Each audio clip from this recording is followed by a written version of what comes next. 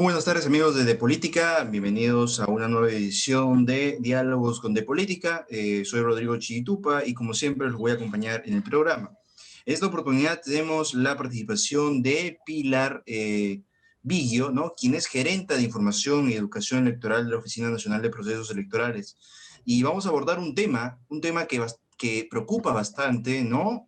Sobre cuáles van a ser las medidas sanitarias para las elecciones del próximo 11 de abril. Y vamos a conversar de ello con Pilar, ¿no? Quien también nos vamos a hablar sobre otras experiencias que se han dado en otros países, ¿no? Respecto en plena pandemia de la COVID-19. Muy buenas tardes, Pilar, y muchas gracias por estar aquí en el programa. ¿Qué tal? Buenas tardes. Gracias. Pilar, quería preguntarte, durante estos últimos días se ha hablado mucho, ¿no? Sobre los protocolos, ¿no? Los protocolos que se deberían ejecutar, ¿no? En esta campaña electoral. ¿Y por qué? Porque hemos visto, ¿no? Y tú bien lo sabes, hemos visto en las noticias que muchos candidatos, ¿no? A la presidencia de la República no están cumpliendo los protocolos sanitarios, no están cumpliendo los protocolos que el Ejecutivo, el Poder Ejecutivo estableció, cómo evitar las aglomeraciones, dar a muestras de afecto. Eso lamentablemente no se está cumpliendo, ¿no? Y bueno, vemos que muchos candidatos no cumplen la ley.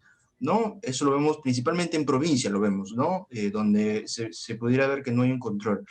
Y esto se da en un contexto muy complicado, ¿no? Como la segunda ola de la COVID-19. Ujú. Sí, bueno, hemos visto muchos candidatos o candidatos que están empezando a contagiarse, ¿no? Claro. Mira, la OMS, el 2 de noviembre del año pasado aprobó 7 protocolos de seguridad y prevención contra el COVID Ujú. destinados a los actores que el 11 de abril, el día de las elecciones, confluyen ese día, ¿no? Claro. Interactúan ese día. Es Ujú. decir, tenemos un protocolo para los electores, Ujú. tenemos un protocolo para los miembros de mesas, es decir, Claro, para la mesa de sufragio, claro, claro. y luego para los otros actores que están ese día, sobre todo, para empezar, para el personal de la OMPE. Ujú. Tenemos personal en todos los locales de votación, periodistas también, observadores electorales y los personeros de las organizaciones políticas. Además, hay un protocolo del recinto electoral, es decir, un protocolo de local de votación y espacios abiertos. ¿Por qué espacios abiertos? Porque ahora vamos a tener, además de locales de votación, como los hemos visto siempre, que han sido instituciones educativas, universidades, también algunos espacios abiertos como parques, estadios, algunos coliseos. Entonces, hemos coordinado con varias municipalidades a nivel nacional para tener espacios amplios. Y además, hemos crecido en 3 veces más en número de locales de votación Ujú. por motivos de la pandemia, ¿no? Ujú. Entonces, Pero, sí. sí, sí, continúa, Pilar. Entonces necesitamos reducir el aforo de los locales y crecer en número de locales. Por lo tanto, en cada local de votación va a haber menos mesas y menos electores. Claro. Además, un punto que quería mencionar sobre lo que está señalando también, está este tema del horario escalonado para ir a votar, ¿no? Que Así es. me parece una muy buena medida, ¿no? Para que no haya las aglomeraciones. O sea, por el número del último dígito del DNI, uno se va a votar, ¿no? Pero también Así es. está el tema, Pilar, y yo creo que también ustedes en la Oficina Nacional de Procesos Electorales lo han tomado en cuenta, es que se ha hecho la ley, ¿no? Que debería cumplirse en la práctica, pero lamentablemente vemos que algún sector de la población no lo va a cumplir, ¿no? Porque está acostumbrado, ¿no? Con ir temprano a votar, ¿no? Y entonces ahí posiblemente se pueda generar las aglomeraciones. ¿Ustedes qué han planteado en ese sentido, ¿no? Para solucionar este tema, si es que se presenta? A ver, nosotros, además de los protocolos y de haber crecido de 3 veces más, va a haber casi 17.000 locales de votación para desconcentrar a los electores. Ujú. Además, como tú bien has mencionado, tenemos el tema de la propuesta del voto escalonado que estamos recomendando. No puede ser una obligación, pero Ujú. sí una recomendación. Y si todos los electores siguen esa recomendación, vamos a evitar cualquier tipo de aglomeración y colas. Entonces, es muy importante que todos los electores a nivel nacional sigan esta recomendación, porque la evidencia nos muestra de elecciones anteriores que entre las 10 y la 1 los electores acuden masivamente a votar y ahí es donde se generan las aglomeraciones y las colas. Claro. Este 11 de abril tenemos que evitar eso. Eso no puede suceder de ninguna forma y la OMPE va a hacer una campaña fuerte de difusión para que se pueda cumplir esto, que Ujú. todos hagan caso a las recomendaciones y además dentro del local de votación y fuera vamos a tener personal que los hemos llamado organizadores de filas para que ayuden no solamente a evitar aglomeraciones, sino que si llegan un alto número de personas, que éstas hagan su fila manteniendo la distancia, ¿no? Claro. Pero ahora, si es que la situación por la COVID-19 se agrava, ¿no? Esta medida, ustedes lo están planteando como voluntaria, no es obligatoria. ¿Podría pasarse de voluntaria a obligatoria para que evitar todo esto, todo este problema? Es un poco difícil porque no podemos limitar el derecho al sufragio de nadie, porque ¿qué pasa si el domingo me Ujú, tocó trabajar o me tocó ser cuidadora de alguien y no puedo ir en el horario que la OMPE me recomienda? ujú. Entonces, no podemos, entonces si hay si van, seguramente van a haber muchos de esos casos, entonces Claro, si yo no voy en el horario que la OMPE me recomienda, pues tendré que ir en otro horario, ¿no? Entonces, sí. Pero en la medida de lo posible, la mayoría de personas sí debería, digamos, acatar las recomendaciones, ¿no? claro, ok.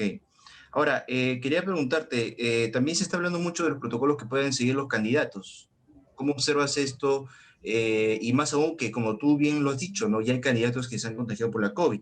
Está el caso del señor Pedro Castillo, de Perú Libre, está el caso del señor Julio Guzmán, ¿no? Entonces, los candidatos están haciendo la campaña en medio de esta segunda ola, entonces posiblemente, de repente, ¿no? Mientras más se hagan estos viajes al interior del país, ¿no? Está el riesgo aún latente. A ver, tengo entendido que el protocolo para los candidatos o un protocolo para la campaña electoral está a cargo del Ministerio de Salud y está por salir en estos días. Ese Ujú, protocolo va a ser muy, junto con los otros protocolos que nosotros hemos emitido, va a ser muy importante que todos los candidatos lo sigan, ¿no? Tanto ujú, candidatos a la presidencia como al Congreso y al Parlamento andino, porque ujú, tenemos 3 elecciones, entonces claro. tenemos muchos candidatos y todos deberían ser estrictos en sus campañas y seguir las recomendaciones, ¿no? Claro. Ahora, quería preguntarte también por el tema otro tema que también es recurrente en épocas de elecciones, es el tema de los miembros de mesa.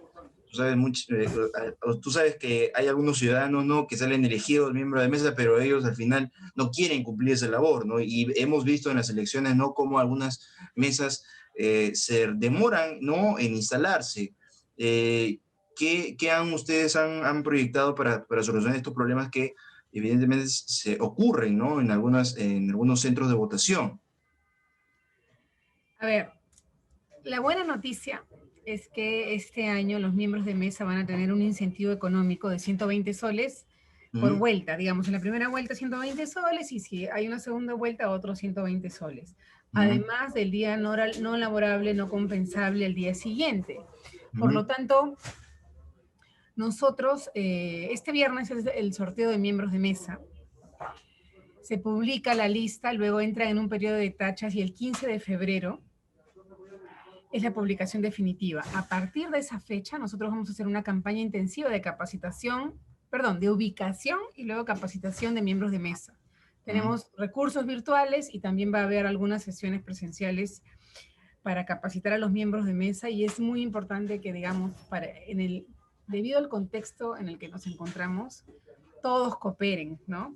Ya aquí todos los actores electorales, incluyendo los miembros de mesa, cooperen y acudan para poder instalar su mesa a tiempo, ¿no? Ok. Ahora, también, Pilar, se ha hablado mucho sobre este tema, ¿no? A partir de esta declaración que hizo la señora ministra de Salud, Pilar Macetti, ¿no? Donde mencionaba, ¿no? Un poco, o bueno, se corrió este rumor, ¿no? Que al final terminó siendo desvirtuado por el gobierno, en el sentido de que si la segunda ola de la COVID-19 agravaba un poco más la situación del país, se podría suspender las elecciones. Pero esto, la verdad, este escenario es casi improbable porque en plena pandemia de la COVID-19 el año pasado muchos países hicieron elecciones. Por ejemplo, acá, ¿no? En Sudamérica, Chile hizo elecciones, ¿no? Bueno, un proceso electoral. Bolivia, Uruguay. Bolivia, Uruguay, también, o hace Ujú. poco Portugal, de Portugal Sí, que hizo un proceso. Eh, y el 7 de febrero va a haber elecciones en Ecuador. en Ecuador, claro. Ahora, Ujú. cuéntanos, estas experiencias, ¿cómo ustedes los han tomado también para adoptar las medidas que pueden, van a ejecutar para el 11 de abril? Ustedes, Todo- ¿cómo observan las sí, experiencias de afuera? todas estas experiencias, como tú bien has mencionado, nos han servido como Ujú, ejemplo de qué hacer y qué no hacer de repente también, ¿no? Nos ujú, han servido para elaborar los protocolos también, ¿no? Nosotros hemos elaborado los protocolos en base a materiales de estos países, de la OEA y de CAPEL también, y también, bueno, autoría también de aquí, y los hemos adaptado. Entonces yo creo que son versiones que han tomado como ejemplo lo sucedido en otros países. En República Dominicana también hubo en plena pandemia, también hubo elecciones. Entonces han habido varios países que sí han hecho elecciones. Yo creo que si uno sigue los protocolos y las recomendaciones que los entes electorales están brindando, no va a haber ningún problema el día 11 de abril. ¿No? No te escucho. Eso es lo que se espera, disculpe, mi micrófono está bajo. Eso es lo que se espera, ¿no? Que bueno, haya cierto orden, ¿no? Tranquilidad a los electores, ¿no? De que van Sí. a ir a votar con todas las medidas, ¿no? Y me imagino que la OMP sí efectivamente ha hecho un trabajo muy destacable, ¿no? En el sentido de estos protocolos, ¿no? Pero vayamos, ¿no? Como vuelvo a insistir, ¿no? Que se deben dar estas campañas, ¿no? De información, ¿no? Para que los electores puedan estar informados y también estén convencidos, ¿no? De, por ejemplo, ir a estos horarios escalonados que ustedes están presentando. Muchísimas gracias, Pilar, por la Gracias. entrevista de política y bueno, ¿no? Esperemos que el proceso electoral del 11 de abril sea ordenado, puede estar de desarrollarse con todo, con tranquilidad, ¿no? Y bueno, no haya algún tipo de contratiempos. Muchísimas gracias y bueno, hasta una nueva oportunidad en el programa. Gracias. Hasta luego.